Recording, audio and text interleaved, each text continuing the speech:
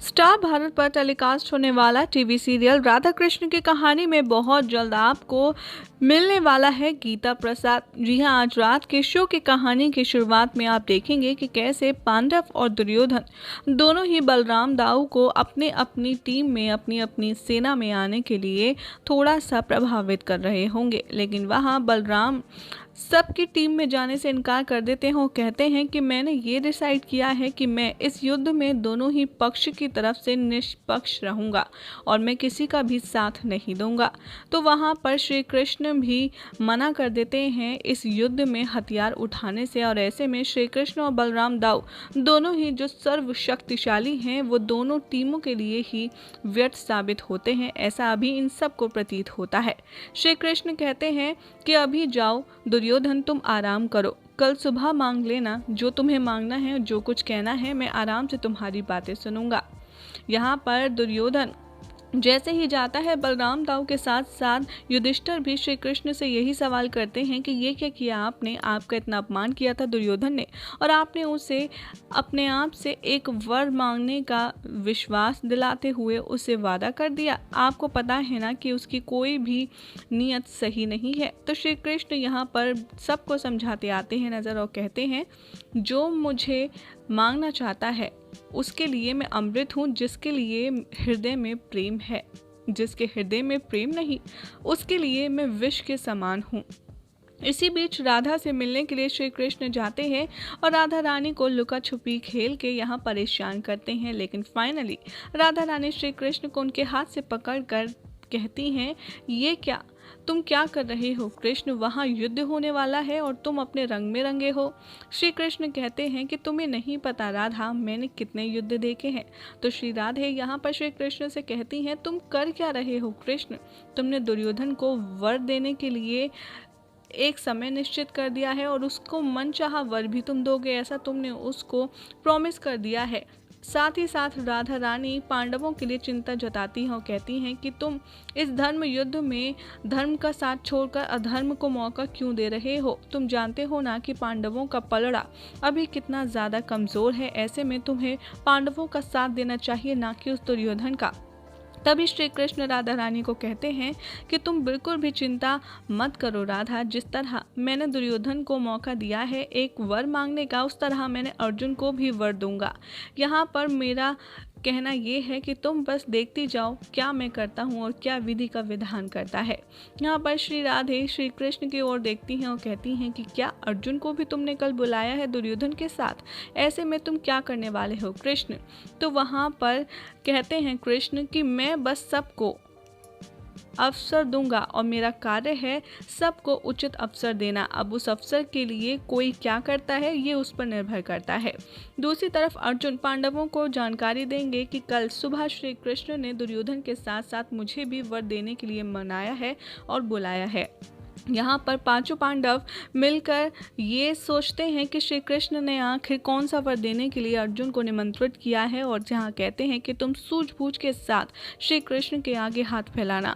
अगली सुबह आप देखेंगे कि श्री कृष्ण अपने ध्यान में मग्न होंगे, वहाँ पर दुर्योधन जाएगा और तभी पीछे से अर्जुन भी आ जाएगा श्री कृष्ण के पास, और ये दोनों भगवान श्री कृष्ण को ध्यान में लीन देखकर उनकी प्रतीक्षा करेंगे। लेकिन दुर्योधन जैसे ही जाकर श्री कृष्ण के चरणों की तरफ खड़ा होता है वो सोचता है कि मैं यहाँ पैरों के समक्ष क्यों खड़ा हूँ, मैं तो राजा हूँ और इसीलिए मैं श्री कृष्ण के सर की तरफ जाकर बैठ जाता हूँ।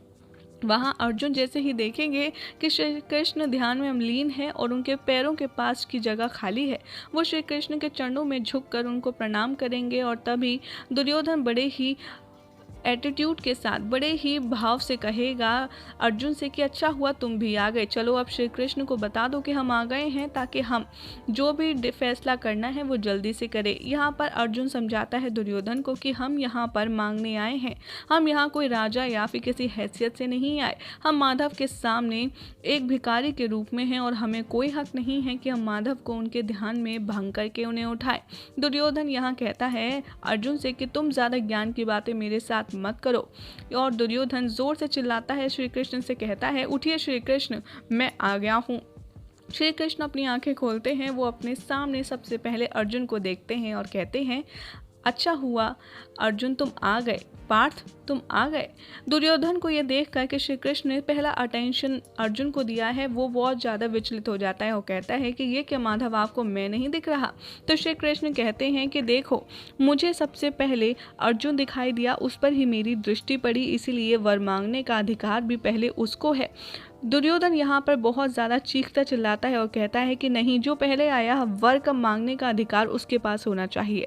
श्री कृष्ण यहाँ दोनों की लड़ाई सॉल्व करवाने के लिए कहते हैं, मेरे पास दोनों के लिए केवल 2 विकल्प हैं। पहला विकल्प जिसमें मैं निशस्त्र और दूसरा मेरी विशाल नारायणी सेना। अब तुम दोनों में से कौन सा पढ़ना चाहता है अपनी ओर करना युद्ध में, वो तुम्हारे ऊपर है। दुर्योधन से पूछा जाता है, वो तुरंत कह देता है कि बस हो गया फैसला, मुझे तो आपकी सेना चाहिए। और ये देखकर अर्जुन बहुत ज़्यादा घबरा जाता है। श्री कृष्ण भी तथास्तु कहकर दुर्योधन को अपनी विशाल नारायणी सेना दे देते हैं और वहाँ से दुर्योधन चला जाता है। अर्जुन देखता है और कहता है कि श्री कृष्ण, आपने दुर्योधन को बिना कुछ सोचे समझे इतनी विशाल सेना दे दी। तो श्री कृष्ण कहते हैं, अब तुम्हारे पास कोई दूसरा विकल्प है ही नहीं, तुम्हें या तो मुझे स्वीकार करना होगा या फिर तुम्हें खाली हाथ लौट जाना होगा। यहाँ पर श्री कृष्ण के आगे अर्जुन हाथ जोड़ते हैं और कहते हैं, आप मेरे इस युद्ध में मेरे सारथी बने, मैं बस यही चाहता हूँ।